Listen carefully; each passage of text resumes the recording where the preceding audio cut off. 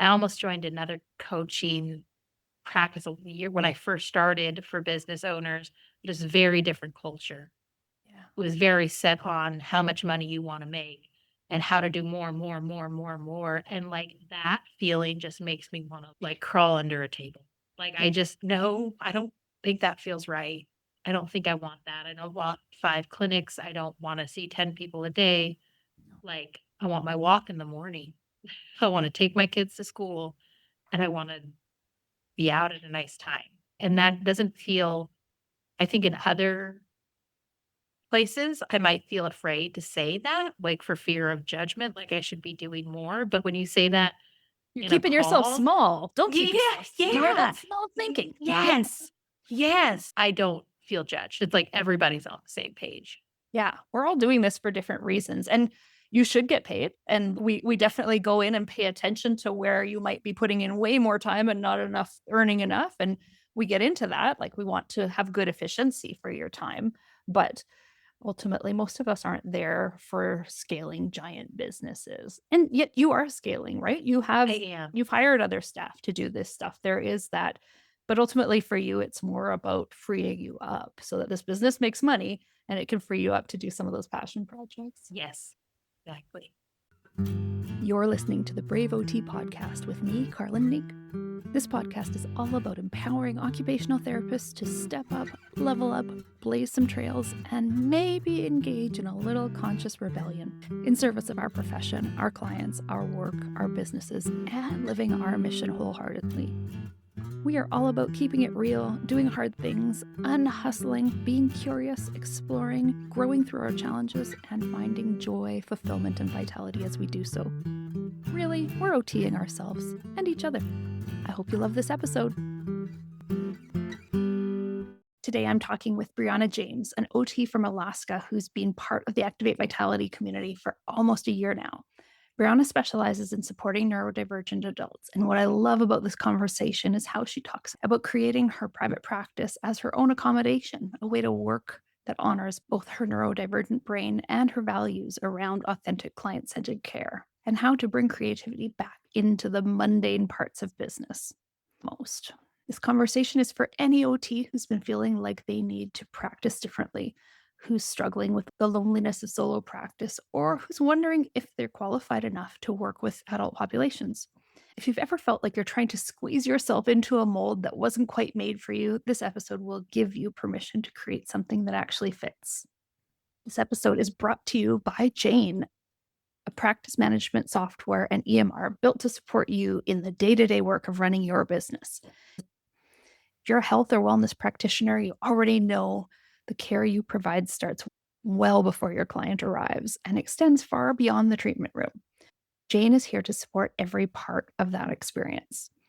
With online booking, your clients can book at the time that works for them, and with features like waitlist notifications, they'll even be able to grab last-minute openings when they pop up. It's an easy way to keep your schedule full while getting your clients the care they need. During your appointment, Jane's AI-powered documentation feature can help you thoughtfully take notes so you can be present with the person in front of you. And after appointments, you can end your time on a healing note, not on a transactional one, by simply charging the card on file and rebooking before they head out the door. I've really been embracing the AI scribe feature because it has stopped me from putting any chart notes on my to-do list. They're always done within a minute of the session.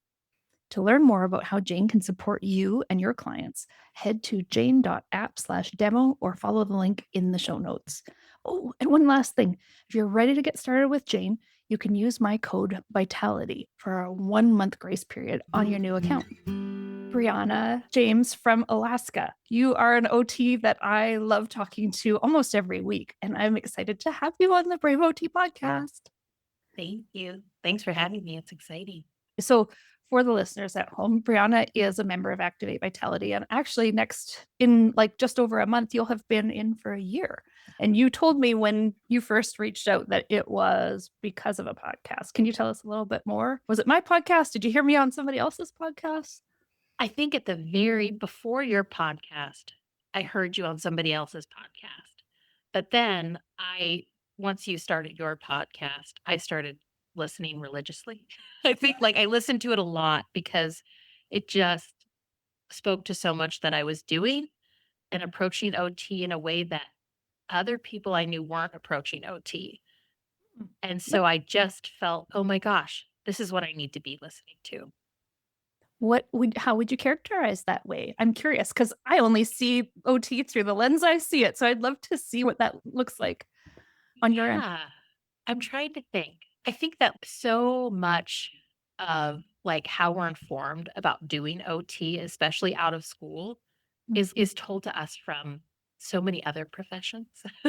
Like this is the way you need to be OT from maybe a physical therapist standpoint, or Yeah. this is the way you need to OT from an administrator standpoint. And the way I wanted to do it was like wanted to work with adults. I wanted to work with neurodivergent adults specifically, and then not in this, how do I say it? Not in this super like overt way. Here's I your SMART see. goal, here's your worksheets, here's your homework, come back and see me one Yeah. week. Yeah. Yes. And I'm also not linear. I would love to be. Like there's this part of me that's, oh man, I wish I could follow a plan. Like I would like wish I could be the person that's like, here's the protocol, follow the protocol. And, like, part of me desires that, but then I'm like, I have the protocol. I'm like, I'm gonna switch this around. Like, I'm gonna Now that I have scramble the it. protocol, I'd like to do everything but thank you. It gives me a starting place. Yeah, like, that's all I need. I don't really wanna follow it.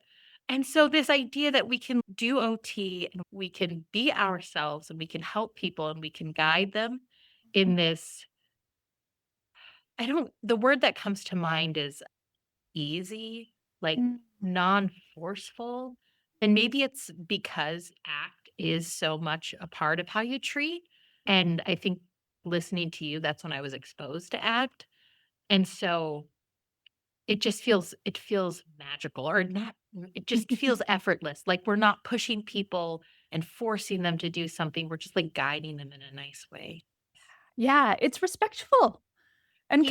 compassionate, and you leaves room for their authenticity because, gosh, if we're not moving toward their authenticity or meeting them where they are, right? It's a way of, yeah, not imposing therapy upon people, but supporting them in navigating, and often that is nonlinear, especially when they're neurodivergent, and PS, so are we. Yes. But yeah, yeah, I had a patient I saw them, they discharged, they came back, and they're like, "Yeah, I want more, but I still don't really know what OT is." I'm like, "Oh, I'm curious then what worked? What did you accomplish? And then why are you coming back?" Because initially when somebody says, I still don't know what it is," like I get a little bit like defensive, Yeah, but me then I'm too. like, "Okay, but it worked." So she found success in it. She had the outcomes.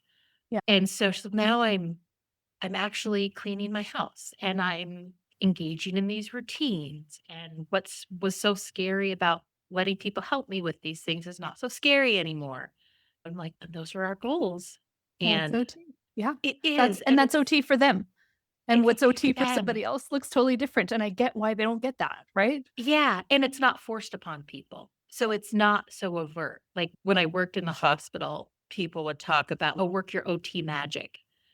And I think that is a lot of what OTs bring to the table. It's because we're so good at meeting people where they're at, you can't really see the work being done. We just Right. slowly progress them.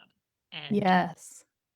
I've had a so lot of clients who, yeah, will be like 4 sessions in, and they're saying, "So what again do OTs do?" And I wanna go, "We're doing it," but they think we're just talking about their week, like yes, yes, and then talking a little bit about what's gonna happen next week and how to make that go pretty a little smoother, and that can feel so organic that it's almost not important, and that is actually the beauty of it, that we're weaving it so organically and naturally into these ways of talking about occupation that just feel really normal and not imposed therapy. yeah, Yeah. yeah. And I think that listening to you talk just gave me the permission Mm, to do it that way, right. which Right. was not which was a way I wanted to practice, but I wasn't seeing a lot of it done that way. Yeah. Do you know in Within Activate Vitality, we mostly are OT business owners. It's not a requirement, but it's certainly the people who end up needing this kind of support because we're all in our own little silos of lonely practices trying to figure it out and don't have a colleague to just pop over. Hey, can I tell you about this thing that happened today? But it's also, we also do get a lot of neurodivergent OTs, specifically a lot of ADHD, but we've definitely had some OTs with autism or curious about autism. And I think it's really interesting to see how I think a lot of us have started private practices from that place of wanting to work in a more authentic way or in a more inclusive way or in a more client-centered way that the big systems that employ us traditionally don't always leave room for. And I'm curious about your path to private practice. I know that was mine. It wasn't like one day I'm going to have a giant business. It was, oh, I think I can work this way anymore and I actually want to be more present for my kids. So I need to work a different way. Yeah. Yeah. I feel like that very much speaks to my path. I've worked in all different settings. And I think from a long time ago, I had this dream of going into private practice, but it didn't feel rushed. It was just this dream that kind of sat there. And I never really worked full time. It was always like 4 days a week. Yeah. And so I was thinking about it. I wanted to do it. But then the last place I worked for prior to getting that job, I really thought that was going to be it. Mhm. This was going to be the place where I stayed forever. It was going to be perfect. I was going to love it. And then I started and I was like, oh no, oh no, this is not My dream what job's not so this is dreamy. not, it's Yeah. not so dreamy. And I'm neurodivergent, I grew up that way. I knew it. And school it could be really challenging for me. Yeah. And in that setting, I felt a lot of these things come up, things that really upset me to witness. And I thought, I'm like, I can't do this. I can't do this. I've tried all the other options. This was it. Right. This was my last option for working for somebody else. Yeah. And so I started dreaming and making things happen. I started getting my business license and I started making my website, which gave me life. I was just like, Mm. okay, not starting my practice yet, but I'm going to start making a website. I'm going to start making writing up what I do, thinking about who I want to see, start telling people about it. But way before I started, I just started telling people about it. This is something that I wanted to do. That in itself is a really good step because I think a lot of people plug away and dream and perfect, but the fear is to tell anybody. That feels like the most vulnerable. But that's the thing that actually gets you to commit. No, I'm doing It this because does. I I'm told doing people. this. I'm doing this.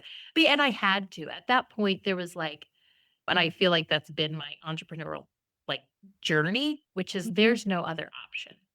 In it, that's scary, but also empowering because this is what I want to do. Nobody else can give me. This Mm. doesn't exist anywhere, and nowhere else is going to fit my needs. I'm a slow riser. I'm I like to take my time with things in the morning. I don't do well seeing a bunch of clients every day, all the time.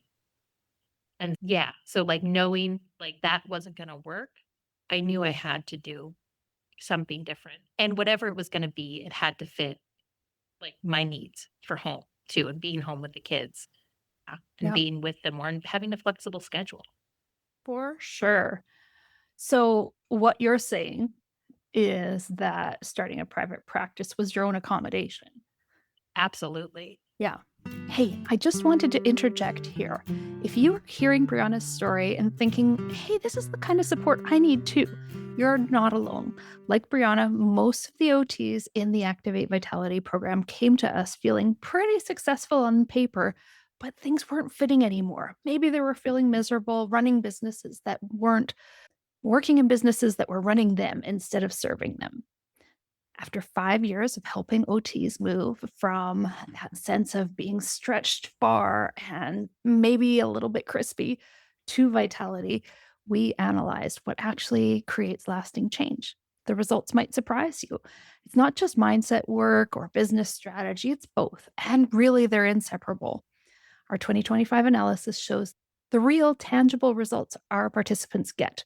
Things like switching to from 6 days to 4-day work weeks, to hiring staff like Breanna has, or moving from that sense of I'm so lazy when they actually need to rest to genuine self compassion. We're breaking up that connection between achievement as self worth and finding deeper, more meaningful ways of showing up in our lives and our businesses. So, download the 2025 Activate Vitality report from the link in the show notes. And maybe you'll find out that Activate Vitality is the missing piece in your business evolution. Yeah. And I I love it. honestly, you asked me this the other day. You said, what works for you? What things do you use to focus or to help you pay attention or be productive? And I had a hard time answering that. Mm. And I think it's because my whole life has been accommodation. Like I've never not made accommodations for myself. They're just I've so innate that you don't notice them. Yes. You're just constantly accommodating. Me too. I I'm feel that way for sure. constantly. My Yeah. whole life is set up in a way that works for me. And it generally it always has been because I haven't had a choice. Like from a very young age, I I had to do things differently in order to get through school, in order to get through work, in order to be able to do the things that I wanted to do. Do you know Rebecca Ray Hodgson? She is an neurodivergent OT who helps neurodivergent people and helps practitioners be more divergent informed. And she posted on one of the social media platforms the other day asking how people make bathing or showering lower demand. And I actually rattled off a whole bit. It hadn't occurred to me that I had made accommodations for bathing until I saw her post, and I'm like, oh, do you know what I do? I actually have a bath in the middle of the day a few times a week. It's not, I don't make it an everyday demand. I do this a few times a week. It's just turn on the water, put in something that smells nice, some Epsom salts, because I know that's like maybe helpful for my nervous system. Have maybe I do a partial bath. Maybe I don't wash my hair at that point. Then I put on a terry cloth towel so I don't have to dry myself. Then I put my hair in a terry cloth turban so that it will mostly dry itself. And then I might sit and scroll for a bit. And then I might have a drink of water. Maybe I'm listening to a podcast. I may or may not do the next steps. Maybe I just brush my hair and let it go on its own and put some comfy clothes on at some point, but it's never get up, have a shower, all do all the things all at once. It's just this, oh, it can happen when it wants to in the amount that it wants to without having to do all the things. And I'm like, who knew? It didn't occur to me that was actually an accommodation for whatever neurodivergence is showing up in Yeah. that. Yeah. Well, it's taxing. And I Yeah. think that it's so ingrained in us that we have to do things one way. Yeah. But I think that's also why OTs are so great at working with neurodivergent people is because we know things are done differently. Yeah. We like whether you work in acute care or outpatient or skilled nursing, I think about all of the ADLs you do with people, all of the showers you do with people, brushing teeth. Like the ways I've seen people do these things at onset, I'm like, this because of your stroke. And no, this is the way Oh, to I've do it. always done it. Yeah. This is the way they've always done it, and it's so different from me, but it seems to get the job done. Yeah. So you were saying that you had been listening to me for a long time before joining Activate Yeah. Vitality. What made you one day say, let's do this? It's time. Let's yeah, there were a few things. So last year, I had a major surgery, had to take time off.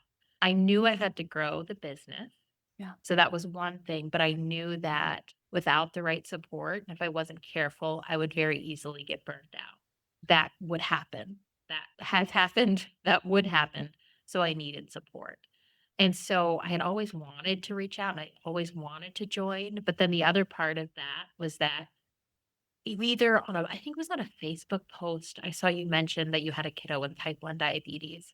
And I have a kiddo with type 1 diabetes, which is such a unique experience. And so, like, when I saw that, I'm like, "Oh my gosh, I have to." Like, Carlin is an occupational therapist, she's an entrepreneur, she's neurodivergent, and she has a kid with, like, type 1. There's nobody else probably in the world that is going to get my life better than her. Yeah. So I knew that after that help, like after that surgery, coming back, wanting to grow, like I needed support and I was lonely. I was working on my own. I wanted community. And that I feel like that's really hard when you're a solo practitioner. It really is. It feels lonely, and then even when you reach out to other people and try to connect, they don't quite get what you're doing No. sometimes and or don't quite get the challenges or don't have time or you don't wanna burden them with your questions about your business, and it's great to, yeah, find community with other people who get it for sure. Yeah. That's awesome. I'm so glad you did reach out when you did, and I didn't know of you before that minute. You were a watcher, not an interactor. I'm just a watcher. Yeah, Do that a lot. I'm a lurker. you're totally a lurker. But you contribute so much to the community. That's what I like about it. It's the coaching model I had learned from was that you have these group calls and you basically give everybody their turn to coach them individually. But the way we do it is we're all available to share and contribute to each other, right? And I'm Yeah. certainly there to provide any guidance. I'm not just stepping back and letting it all happen, but at the same time, I recognize there's a whole bunch of skill and experience that's international, that's coming from many different places, that I know everybody's story. So it's nice to be able to stitch everybody together and share. And you contribute in such a beautiful way from your experiences or just the way you think about certain challenges other people came up against. And you go, yeah, like I can totally see I've been there. And once I started thinking about it this way, or I started looking at it that way, I made this shift. And people go, oh, okay. Like we learn socially, right? That's our We most do. powerful way. Yeah. Just little things like the other day in a call, somebody was talking about their weekend mornings and how weekend mornings can feel crazy or when they don't know what they're going to do. And one of the strategies is I just have to journal. I have to Mm. journal about it first. And then I know, like, that gives me some clarity. But so it could be that easy. And maybe I don't need to sit down and make the plan for the whole day. Doesn't have to Maybe be a it big just to-do it list doesn't have or to be a big to do. I just need to do some like vacuuming of my thoughts, like cleaning them up a little bit before I go out. yeah. And Yeah. And we know that power from the people we help that when our thoughts are naturally pretty spinny, especially ones that are pretty attached to emotion. And then once you give language to them by writing or talking to someone, it just starts to sort them a bit. They just start to define them a little bit more. They become a little bit clearer or a little bit more joined or a little bit like, yeah, actually, this is where I spin out super stressed. But once I map it out, it actually makes sense that this is the next step instead. yeah. Yeah. I'm curious, have those group calls changed a lot within the history of Activate Vitality? I think they have. There's a core essence of group collaboration and support that has always been there. But I think it changes. It's a community, right? So the community changes with who's there and how Mhm. they show up. And sometimes I need to be a stronger leader to keep things flowing or to make sure everybody gets, if they came with something that we get to it. And other times we just roll and it's super smooth and there's just a culture. I think there's a culture of openness that I think actually ACT sets the tone for, but also just who I am. People get to know what I'm like, and that sets, I think, a tone of openness and curiosity and support. And so I think that has been an ongoing thing. But the individuals who come to the calls certainly make it change over time. And as I get feedback too over time, because it's easy for me to go in, like really go with the flow. And sometimes there are people like, hey, I actually have liked a little bit more structure. Mhm. And so then I try to go, okay, yeah, what are some just enough structure bits that I can do that are helpful for everybody without still, I don't want it to be super structured and that we can actually maybe do the structure in a bit of individual work and structuring. That's where I'm going. I did a big analysis recently of all of the Activate Vitality calls that I've been using Fathom to record for the last year and a half or so. And knowing that there's data in there, like I don't plan to publish these things. I'm not sharing the recordings with anybody, but it's so that I can know what happens and so I can see which transformations are happening or the feedback people are giving or the outcomes they're getting and themes and stuff. And so I hired a teenage helper who's awesome. She also helps us give our dog a bath. Our dog has skin condition and she needs like medicated baths twice a week. And so I've actually outsourced that, putting my entrepreneurial brain on for how I'm coping with home That- tests. And so then she's happy to have more hours. I'm like, ooh, actually, could you download these transcripts and put them over here? And then I could use within Claude, there's projects that don't go out to teach the whole language model. Just within a project, you can keep that contained. So I got Claude to help me analyze all of that. And one of the outcomes I came with was giving it a bit more structure to onboarding and then checkpoints. Whereas right now I have it, hey, book yourself a one-on-one call somewhere in the beginning and somewhere in the middle, and we'll do somewhere. Basically works out to be quarterly, but I really leave it up to people to Yeah. book those with me because you'll reach out when you need me. I don't want to create pressure that you need to be at this stage by this time when I reach out, but I'm recognizing that sometimes people get lost in the flow, that I actually need to do that reaching out and I need to say, "Hey, we're going to meet on this date."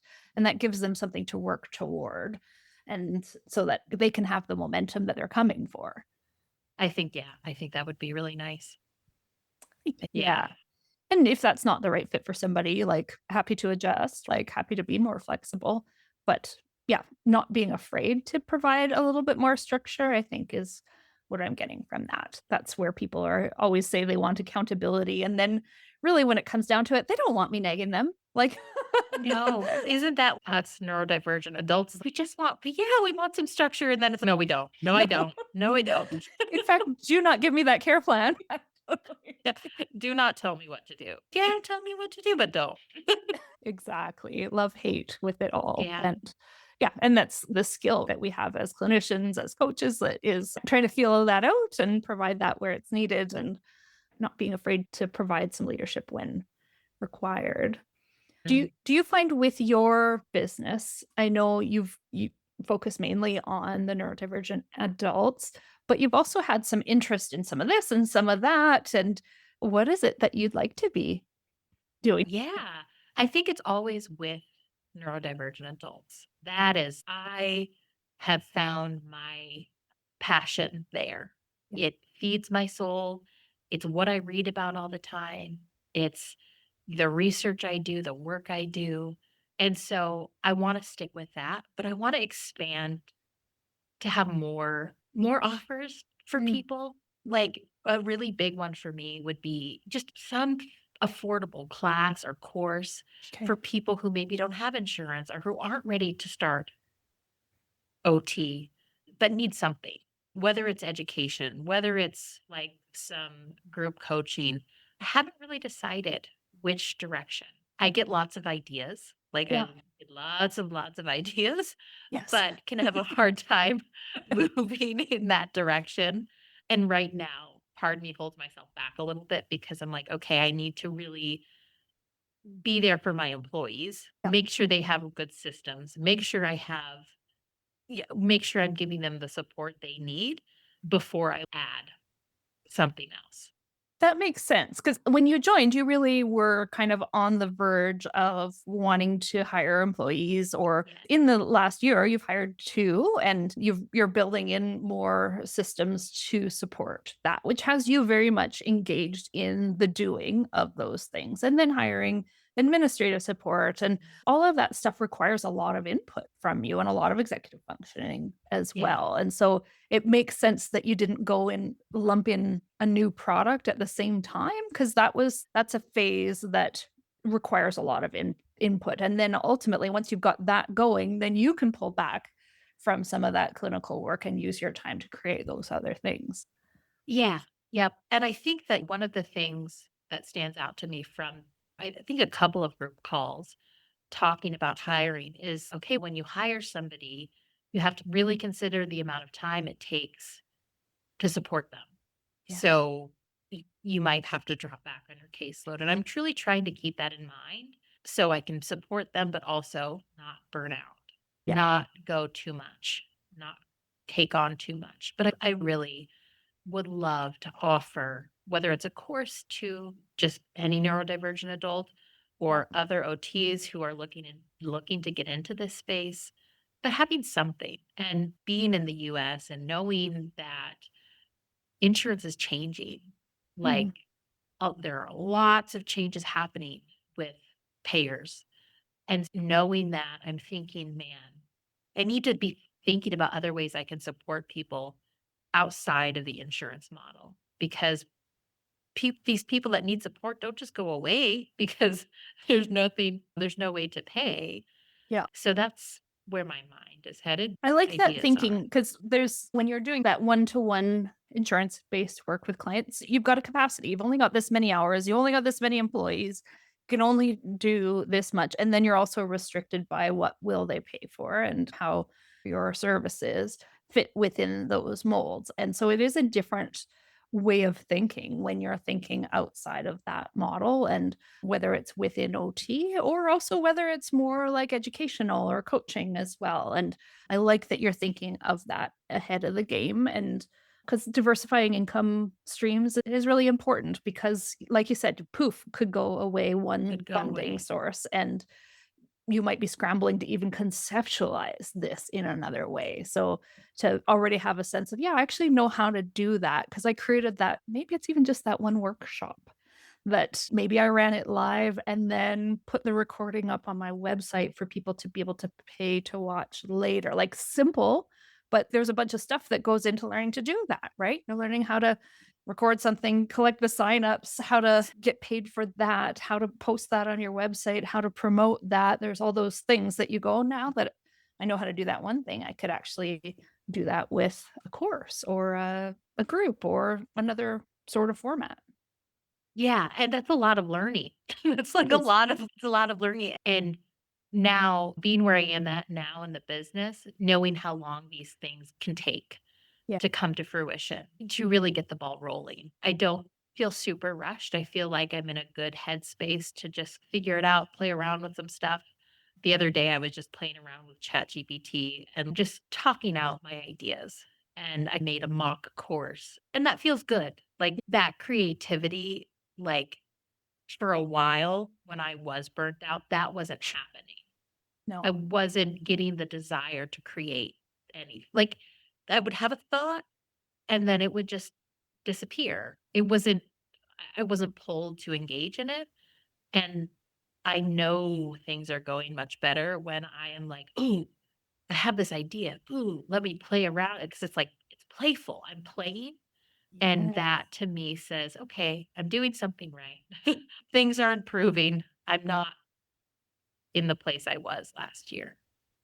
That is really good. Actually, I take those fleeting ideas and sometimes I put them on a sticky on the wall somewhere, and I've got a wall play in our or like maybe it's a workshop or maybe it's something that play in our business processes is a thing I put up there. And I love that you're highlighting right there that from a place of burnout, we don't feel creative, yet we still feel this pressure. Because I remember when we first met, it was like, I need to expand my business. I need to hire employees. I need to offer other services. There was all of it was really important. And I love that as you became less burnt out, and I think you were coming out of burnout when we met, Yeah. but that kind of as you recover and you notice that creative and playful spark come, and then you can start to go, oh, wait, no, it doesn't all have to happen at the same time. This can actually wait, but I can still dabble and play toward it while I'm prioritizing this. And Yeah. you didn't have to hire the 2 employees all at once. You started with 1 instead. Initially, you were thinking 2 employees and I got to do these things. Which is too much for me. Yeah. That is too much. I've been there. I know where those things lead. And playing helps me with the hard stuff. It gives me life to call an insurance company and tell them they need to pay me or writing up my evaluation like that. Play is really important. I don't know if you've ever read it's a really old book. It's called Free Play. It's No. all about it's like I had to read it during a dance class, like an improv dance class that I took in college, Yeah. and I didn't read. I'm a person who reads parts. If I have to do a reading for school, I'm like, "Okay, read the beginning, maybe read the end, get the Mhm. gist." But that book, I read the whole thing, and then I read it again when I left college, and I it's such a good book about the importance of play and creating, and I actually read it as I was starting my business. So, what for the person who might be hearing this in a more concrete way, that's business is serious. We don't play around. If you're taking business serious, you're not playing around. Can you describe what you mean or what the book means when you think about playfulness and bringing playfulness to your work? Ooh, playfulness. Like when I think about play, really good play, we're not sitting down and planning every portion of it. Yeah. In some instances, there are people that do, this is the way it's going to go. We're going to do this step and this step. For me, that doesn't feel good. But when I'm being playful, it's like I'm not sitting down with the plan. I don't know how this is necessarily going to end. I don't know the final product, but I'm giving myself to this thing and Yeah. I'm allowing myself to enjoy it. Like I want to enjoy it. I'm going to be present. And yeah, I'm gonna allow it to support me in this moment. The other thing that book talks about though, because it's really catered to like musicians and dancers, like improvising, Yep. is that in order to improvise as a jazz musician or a dancer, you actually have to have the skill first. So you don't just, if you don't know how to play an instrument, it's going to be really hard to improvise. So you do have to have some knowledge and then Right. you can just take it where you want it to go. So, like, I know what being an OT is. Yep. And I also know now these core things that it takes to run a business. Yeah. And so the playful side of just, ooh, what if I put this here? What if I put that there? What does this offer? What could it look like?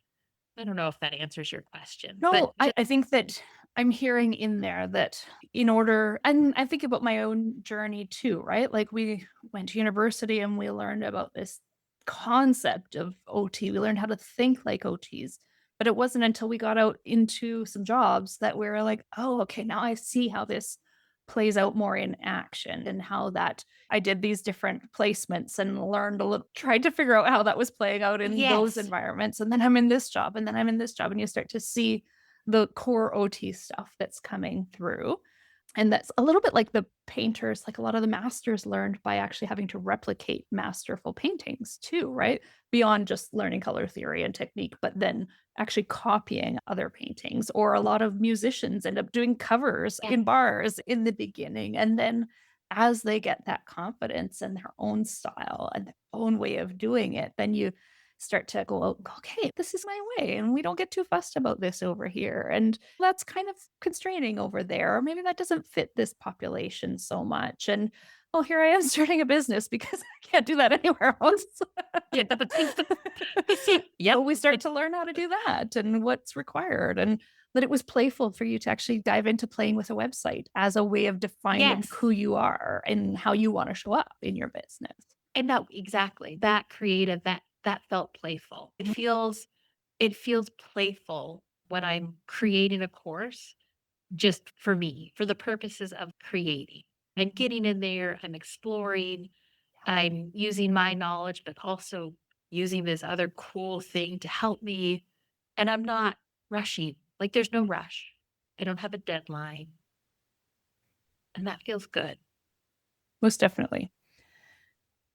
This reminds me of a conversation. May I take a coaching moment for a second? Yes, please. Okay. I'm thinking back to a conversation. And again, this is probably for a future time, right? Like right now, you're working on your processes with your staff and kind of getting that feeling really solid. But I remember us talking at a time about what, like, not being exactly sure what that future offer that goes beyond your specific clients or beyond your specific one on ones, what that might look like, but we started talking about as you're supporting people one on one, making little bites. So you might make a resource or a worksheet or maybe it's a little video that's like, hey, remember we did that thing today? I'm just going to record it for you. Or here's your little pep talk for whatever, or a reminder about that self compassion thing we were talking about.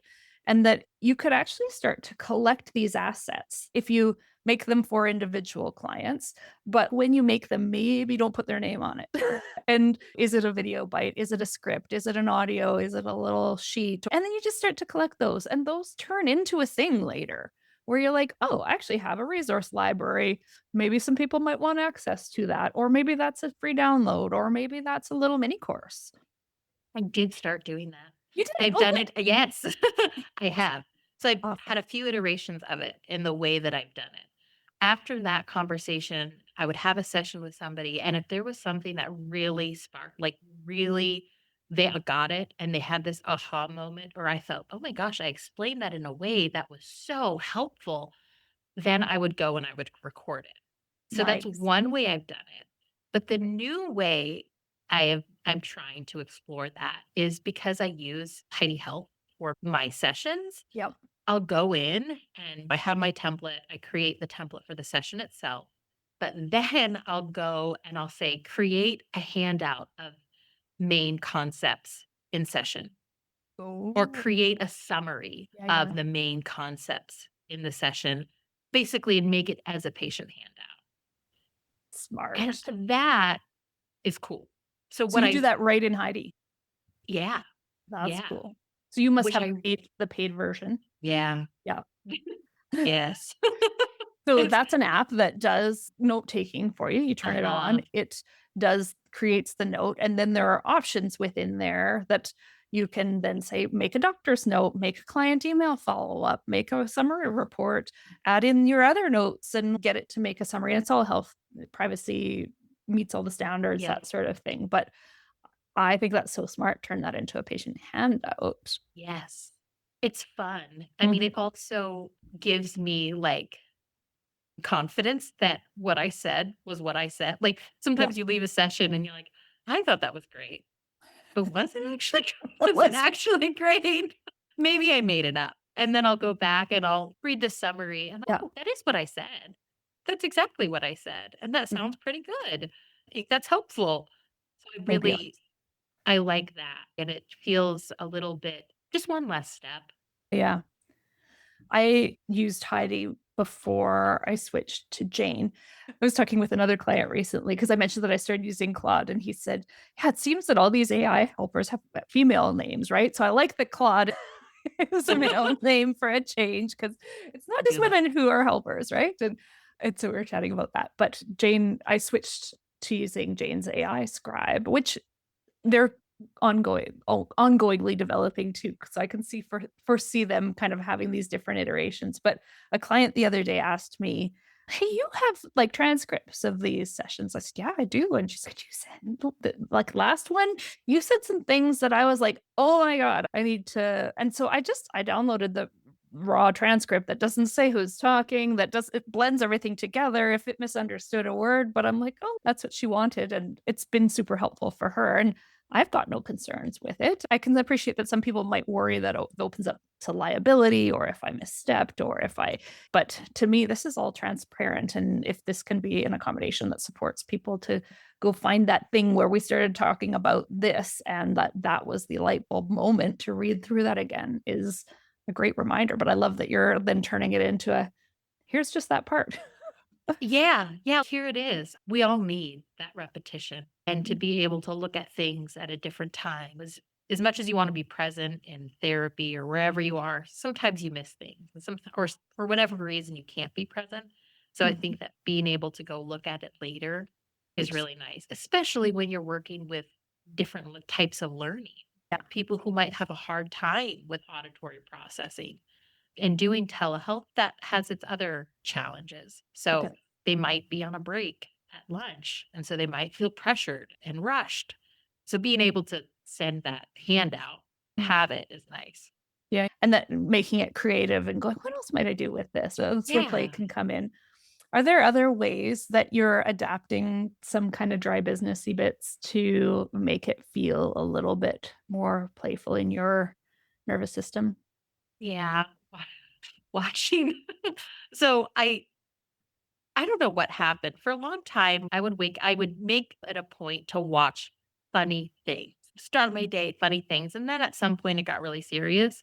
So recently, like the other day, I had to do boring paperwork and I just had Schitt's Creek played on playing in the background. And I got through so much boring work. That is I was so happy. Like, Yeah, I was so happy, and I used to do that, and I stopped, and so that's one way. I Or love and that. another one is, like, taking calls on walks, like, that feels really nice to include both of those things. If I maybe have an initial consultation with a client, scheduling it for a time that I'm walking versus sitting in front of the computer is really nice. Or, like, when one of my therapists needs support, taking that call on my walk, I really like that. That feels nice. It feels like I have more to give them. I don't feel rushed. That's super smart.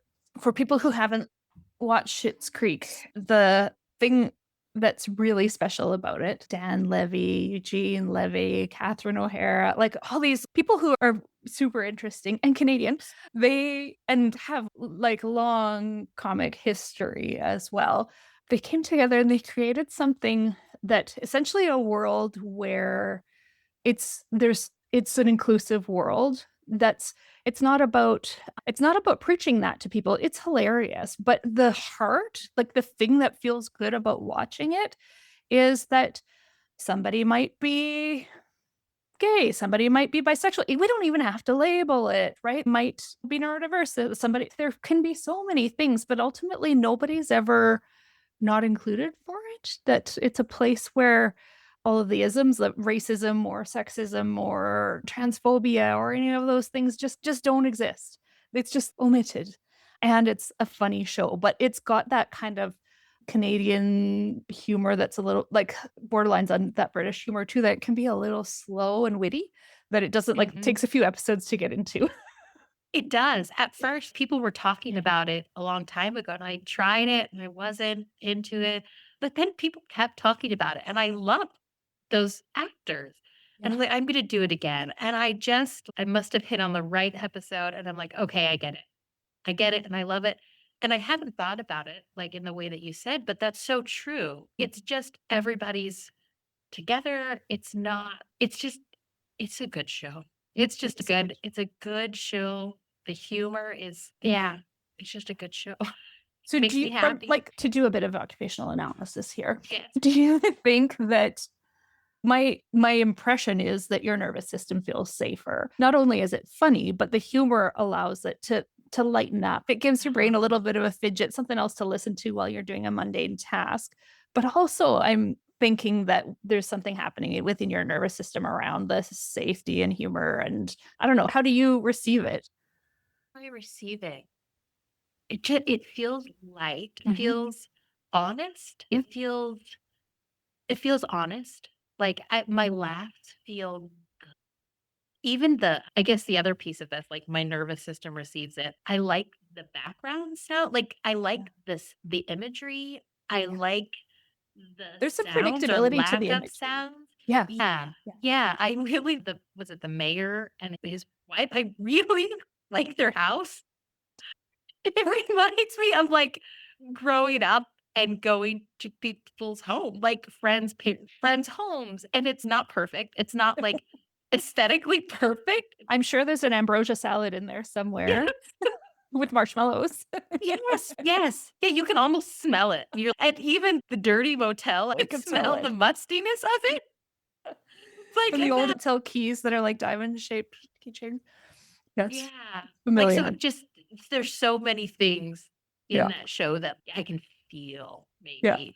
And it's not too loud. I don't know. I No. feel like there are a lot of maybe because I'm always watching kids shows right now. It's like a YouTube video about baseball or a YouTube video about Minecraft, and it's so much. Mm. It's so loud and it's offensive to my nervous system. Like Mhm. Schitt's Creek is just I don't know. It just feels good. I would love for listeners to, if they're on a podcast platform that you can comment, I'd love to know what your comfort show is. Because I've learned in all of my years of mental health work with adults that people have a comfort show. I've heard so often from people with depression, it's Friends, like old episodes of Friends. Uh, For me, it's actually Grey's Anatomy, which isn't doesn't have those soft tones, but I turn like actually watch it to go to sleep. I turn the uh-huh. brightness way down and I turn the volume down, and then show end is abrupt enough that it's startling for me, but I just close my laptop and continue sleeping. At that point, I've been asleep for 45 minutes. Yeah. But it's like these old friends who are all kind of finding their way, messing things up, figuring it out as healthcare providers, achieving, trying new things. And I don't know, there's something about that, but I would love to hear what other Yes. people's comfort shows are. Over the last years, I've started to do more true. I fall asleep to cold case stuff. And Really? that I do. I fall asleep. That's Hilarious. generally what Also, I fall asleep. murders that are unsolved where the murder is still out there in the world. I generally fall asleep to those things, and it's not healthy. But what I like about it is the voices are Mhm. very soft. There's this one I listened to was like The Vanished, and again, they're really negative, but the sound is perfect for falling asleep. Her Sure. voice is so predictable, and everything is so predictable, and Yeah. it's just not too much, but I also realize that's probably not healthy. So I'm trying to go back to what I used to do, like 30 Rock. I used to wake up in the morning in grad school, and I'd get my coffee and I'd watch an episode of 30 Rock, and that just made my day. That's awesome. So when you say that it's probably not healthy to watch those cold cases, is there anything about it? Like, is it having a detrimental effect for you? Like having nightmares or No, no nightmares, but I don't know. I feel like you that can't be great. I don't know, until it's being a problem. I would take No. it. I'm worried it's, like, infusing itself into my, like, body. Subliminal messages. Yeah, You're secretly going to yeah. become the Alaska OT murderer. Yes, yes, or just, like, it's have this, like, sad view of the world. That is so interesting. And for the people listening who are like, "Oh my gosh, you should never have a screen on when you're going to sleep." We can each share some of why we are actually totally fine with it. For me, it's my ADHD. Brain's just busy, right? And so I need to give it a fidget. I need to just give it a little job that's not hard so that I'm not spinning out on my to-do list or all the things that went wrong in that day. And I actually don't worry about the screen. I do turn the light down. I have it on my laptop. I mostly close my eyes, like I watch for a bit, but I worked with a sleep specialist who said my problem is actually I need to be putting actually more light into my eyes at the end of the day because I have this advanced sleep phase disorder where we needed to actually turn all the sleep hygiene stuff on its head and help me shift my sleep. My sleep wants to be early, fall asleep early, wake up early. And we needed to shift it later because I don't enjoy getting up at 3 a.m. And so that's been a way that I'm feeling good about it. And she's like, yeah, she's like ADHD, they need something to do with their brains to fall asleep. It's just, it's fine. Don't even worry about it. How do you see it? I see it the same way. When you have a baby and they're like, my pediatrician, I loved him. He fed his best. Fed his best. Like, your baby needs to like, this idea that sleep is what you're going after, and let's not get too judgy about how people get that sleep. Yeah. Because while we're trying to I think we can get caught up in, like, how things should be done. As OTs, as medical providers, we push, like, the way it should be done, the way it should be done. And then you're into a year of this, and you're still a patient's still not getting sleep because Yeah. it's this we're trying to push it in this right way. And I'm the same way, like, my brain gets busy. Yeah. And sometimes when your brain is that busy, it's like you get so hooked and then you start worrying about not sleeping and worrying about the next day.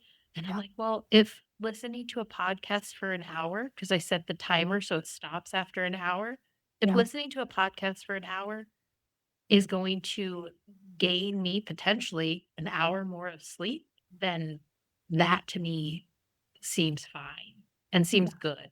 And I know my one of my sons, he requires an audiobook to fall asleep. And without that, he might be laying awake for 2 hours. So I'm like, yeah, yes, we will be listening to an audiobook for as Yeah. long as he needs it because what he needs is sleep, not yeah. A perfect sleep hygiene handout with all the checkbox. Yeah. Yeah. Yeah. That would be great if I didn't need. That would be great if I could go to bed without this, but the fact of the matter is I do need it and it does help. Yeah. Totally. And I think that's what I do with my patients a lot is like finding the thing that actually supports them and works versus everything we're told that we should do. Releasing the shame of the shoulds. Yeah, yeah. I'm totally with you. And that's one of those things that not everybody understands about ADHD is that, for one, surely I've dropped balls today. Like, it's guaranteed. I missed some stuff, and it's all going to come back to haunt me in the evening. And also a little bit of that rejection sensitivity kind of vibe of, oh shoot, did I really say it that way? Oh my god, that came out of my mouth. They must be, or that reaction where they went, oh shoot, I totally messed that up. They must be really angry now. Like, I'm gonna totally, and like I can spin out, especially in the nighttime where you're just less rational, right? You're unmasked, you're tired, and those thoughts can really spin out into this place of, oh crap, it's all a disaster. My life's a disaster. Yes. I've messed Yes. everything up. I should probably shut down my business and run away tonight. Right. Don't go out of the house tomorrow. And that thing I said 5 years ago in that staff meeting, oh, Yes. Surely they're all still thinking about it. They're still meeting about me. Yes, yes. And then And we build the connections because that's oh, why this happened and this happened and this happened. See, this always happens. yes, and you're laying there forever and ever and ever. And that's with therapy and doing a lot of work, and at some point, it's, "Okay, let me just use the thing that works Yeah. and go to Little Shit's bed." Creek isn't going to hurt us. Yes, not. No, it's just not. It's not gonna hurt us, but staying awake for 2 hours replaying every embarrassing thing that happened during the day will hurt me. That is Uh-huh. not good. Not good Totally. for anybody. Is there anything else? You've got all of the OTs in the world listening, maybe at least Oh, 100 of no. them. Is there anything else you want to share about stuff you're thinking about, stuff you're dreaming about, stuff that you'd like to connect with people about, stuff we've been working on? This is your open invitation. I think that since entering the space of working with adults, like neurodivergent adults, I realize how many adults need our services, occupational therapy services, not anybody else.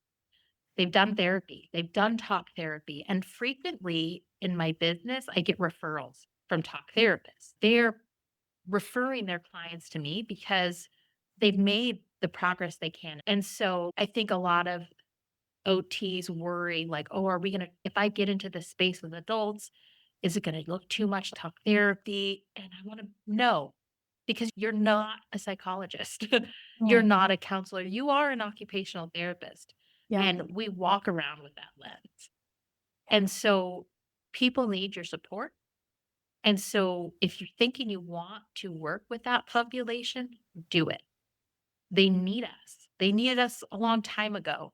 And yeah, you can get more certifications, you can get more education in ADHD or autism or whichever population you want to work with, that's fine. But I think it's also important to know that you probably already have it. You Yeah. already have that knowledge, and just the way we approach things is helpful, like helping people problem solve, like analyzing activities. People need us. People need OT, and it's skilled, it's useful, it's evidence based. Yeah. And you don't have to call like a coach is wonderful, but you also can call yourself an occupational therapist and work with these people. You don't have to call yourself something different. Yes, you don't have to get another I think we end up kind of building these frames, right? These kind of frames of how we see other people providing these services out there. So Yeah. this person is an ADHD coach specialist with this ICF certification, and so that's what me helping adults with ADHD needs to look like. Or this psychologist does this, and that's what. Or I have OTs coming to me too that they're really into something like a model that's more of an integrative practice, or something where they're bringing a lot more polyvagal theory or mindfulness or something. And they're like, but can I do that as an OT? And or do I need to go, like, maybe people are often seeking those certifications so they can legitimize themselves in Yes. that domain outside of OT. And I'm always going, no, this is all OT. If we are doing these things to support function, to Yes. support occupational engagement, that's what makes it OT. We can do any number of things. There's actually not a whole lot we can't do if the goal is supporting occupational engagement, what does this person Yes. want to or need to be doing in their life? And we can bring in all these tools to support them in getting there. So maybe it's using some motivational interviewing, maybe it's using some ACT, maybe it's using problem solving. Like we're still looking through that lens of whether it's like CMOP or the PEO or looking at this person and their occupations, their drivers and their motivations, and the things that are facilitating engagement when they do, and the things that are getting in the way when they don't. And we're all looking at it through that lens. And then we've got a whole bunch of cool tools that can help Yes. us get there. And that's just OT. Yes, it doesn't have to be anything else. Yes, as long as we're coming with that lens of helping you, the goal is occupational engagement, Yeah. then that is OT. I don't have to justify every single thing I do because that's the goal. And we have advanced degrees. I'm not saying there's not need for continuing education and to Oh, further, obviously, if you're working with a new population, you should know who you're working with, yes. We have to but be responsible we have to practitioners. be Yeah. responsible. But that also makes us, is why we're appropriate to work with Yep. neurodivergent adults, is because we are Absolutely. responsible and we are careful. And so that's what I would say. Like people I do too. exactly with what you have right now, you don't have to go out and spend loads of money and loads of time to get a new cert. Do you know, and I found too, I was, because I also am a parent of a neurodivergent kid or 2, and I was in a parent group and people were asking questions on Facebook group. And obviously, right, our little neurodivergent kids don't come out of nowhere. The stork didn't usually bring them. And so parents are learning about their own ADHD or autism in the process and or other types of stuff that's going on for them that kind of comes in families. And I remember one time mentioning that I'm an occupational therapist. So I totally help adults with this. And I think I was in an American group and people were all over me. They were like, "What? You do this? You're an occupational?" I didn't know adults could get occupational therapy. I didn't know. And then I was like, "Oh shoot, no, I can't be your occupational. Oh shoot, I need to go like undercover a little bit here." Fine. But they were so excited because they're a lot of them are getting these services for their kids and didn't Yeah. realize they could get help too. They didn't even know that OTs work with adults. They think about Yeah. OT in the little bucket that they know of it. And so it's Yes. actually not too hard to get adults, especially adults with kids, No, on board. it's not. But I hear the same thing. Oh, I didn't even know OTs could do that. I didn't know I could get OT as an adult. But I think like yes, our kids need support. But I think about like, gosh, all the ways our executive functioning skills are challenged throughout the day as parents.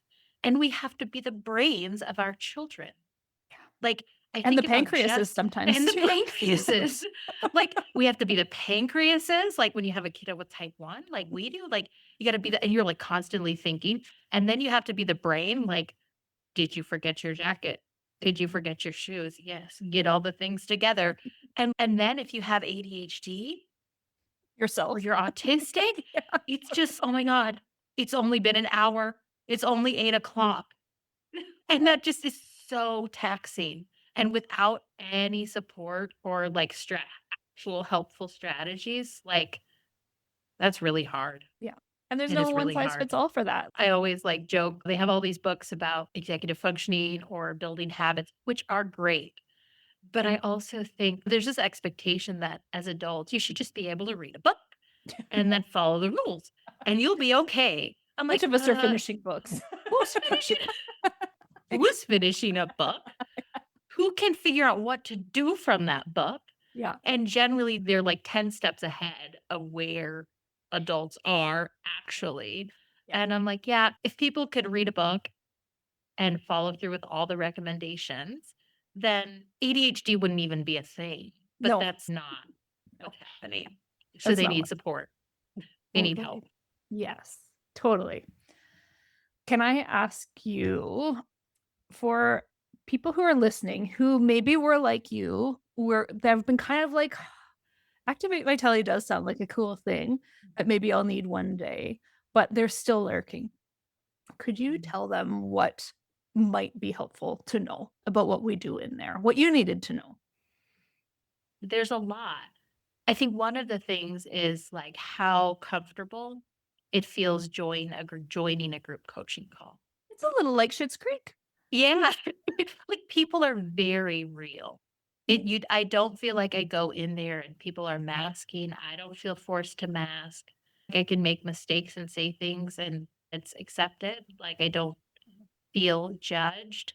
I think especially in the beginning, because I'm in Keep Growing now, but I started out with the initial Activate Vitality program with learning more about ACT and learning more about my values and boundaries and getting unstuck. I need that support.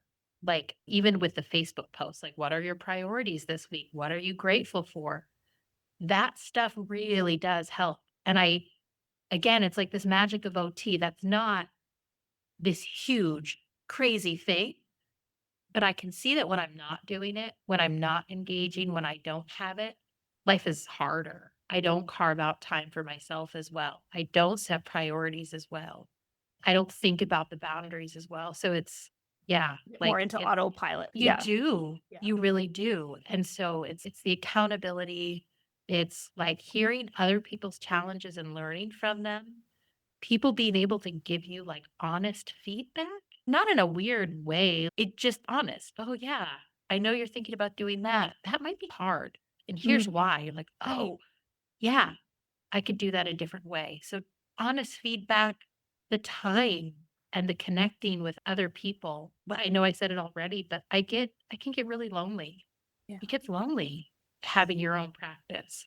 Having to figure And it out all on your own. How do all we on deal your with this own. new thing? I don't know how to do that. I don't know how to create that. Do I need a form for that? Do I need to do that? Yeah, there's Yeah. so And you many can things. so many things. And I know there are like Facebook groups that you can ask questions on, but I'm not that person. And I find that when I read some of the stuff on those groups, I question sometimes the validity Yeah. of responses. So the other piece to this is legit.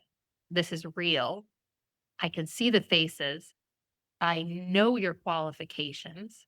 Yeah. So I feel confident in when I'm coming to the group with a question or a challenge that the answers I'm getting back are like, it's good feedback.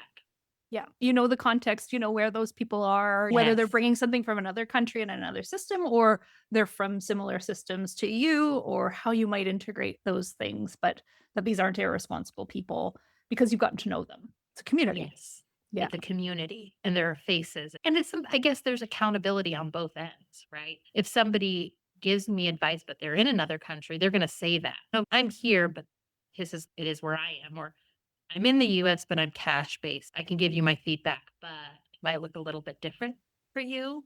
Yeah. Yeah. Thank you. So That's it's so you asked me earlier too, the group calls specifically have evolved over time. What has evolved, I can say more clearly has evolved over time is who I help. And whereas initially it wasn't even for OTs initially.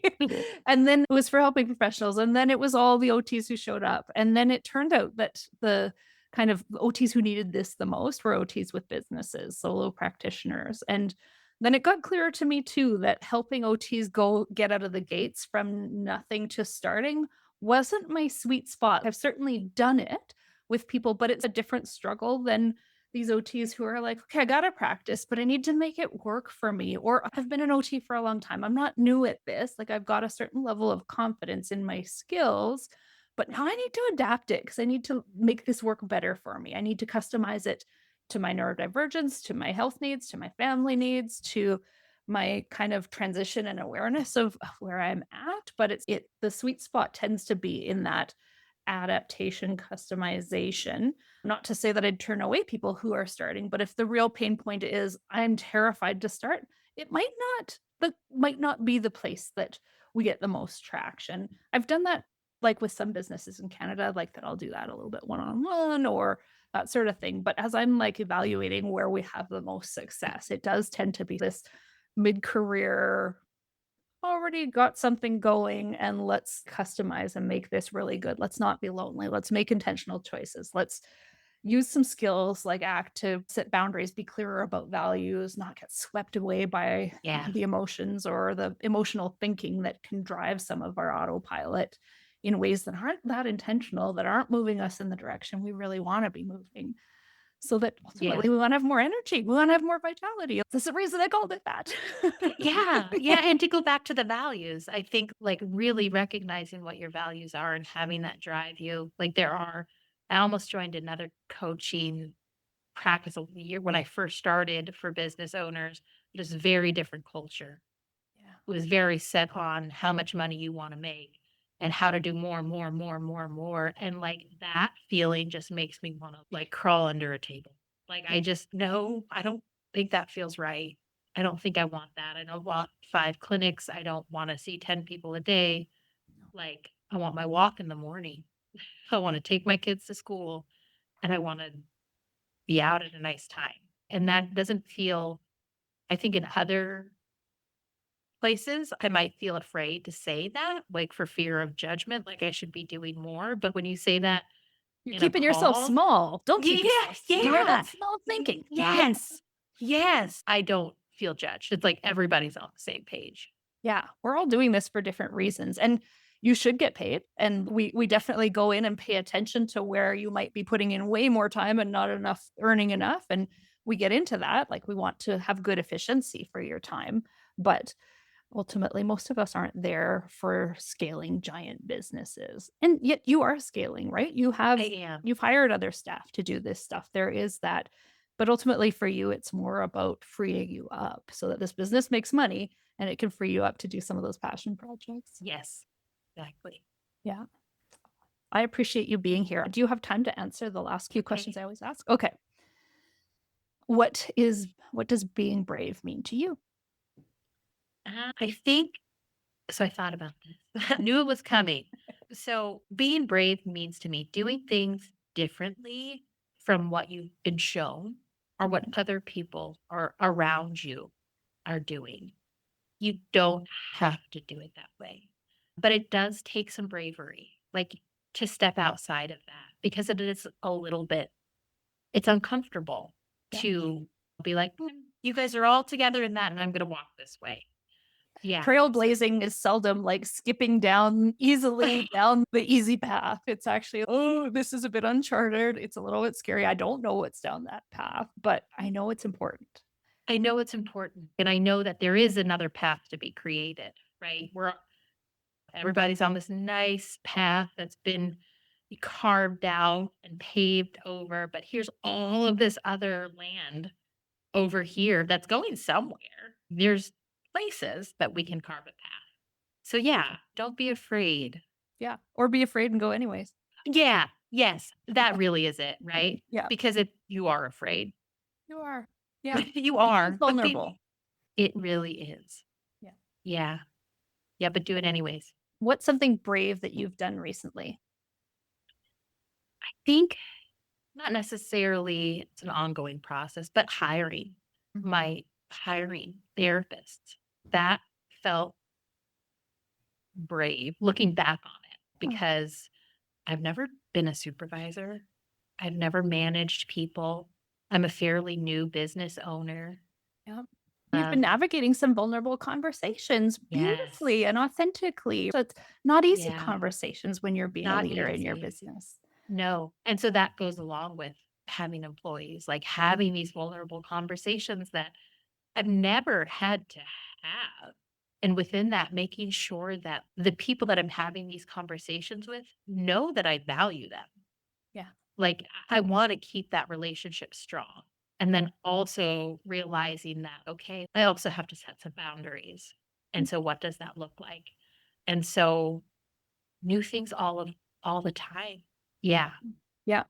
And finding your way, like, that's like, you can think about different employment situations you've been in and the way leaders have spoken to you and what's felt supportive and what's not felt supportive, and how do you wanna create the culture within your business, and how you want to support people, and how you wanna meet people where they are and meet the needs of the business, and finding that voice. And I know we talked about that Dare to Lead, the Brené Brown Yeah. book too, right? And she talks in there about clear is kind. And we often think that if we're being clear, that's too pushy or people are going to be upset or but no, if we establish this kind of culture of kindness and honesty, we can have hard conversations and people feel supported.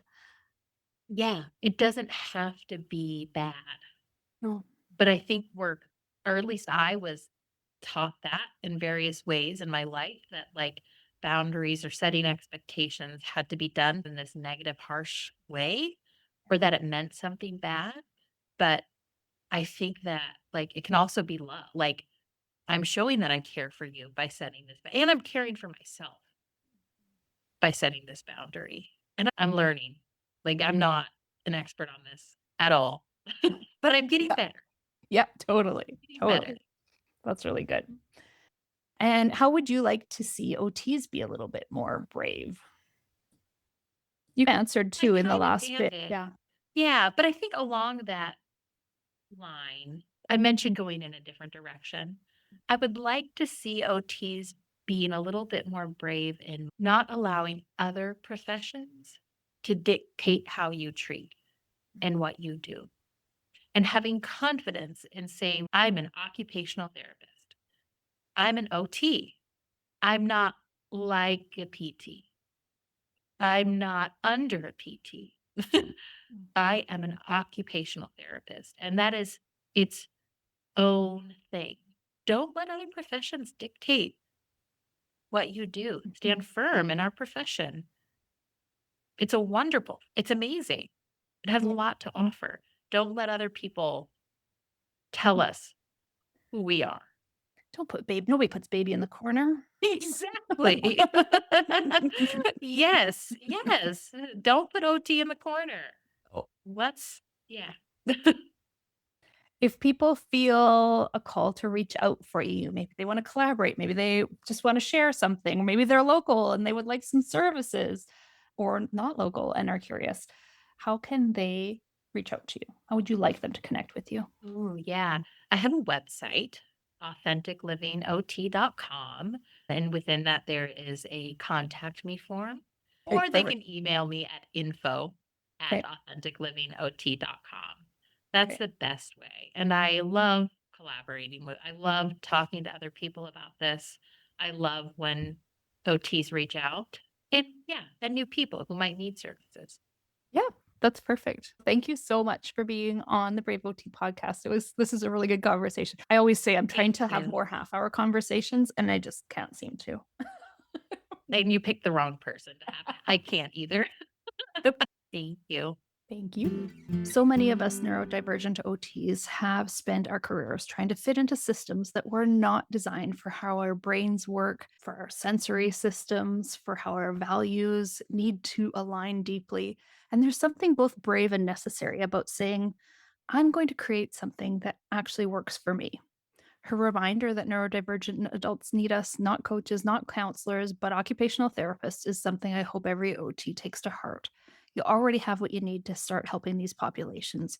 The question isn't whether you're qualified enough, it's whether you're ready to trust your OT lens and step into that work. This conversation sparked something in you. I would love to hear about it in the Brave OT Facebook group. And if you're ready to build your own version of a practice with the kind of community support that Breanna talks about, it's mid September 2025, and we are currently accepting new clients into the Activate Vitality program. So if you're an OT business owner who's listening and hearing this and really wants to reach out, please do so right away. And if you hear this at another time, it's something you really need, do let me know. There's often something we can do to figure things out.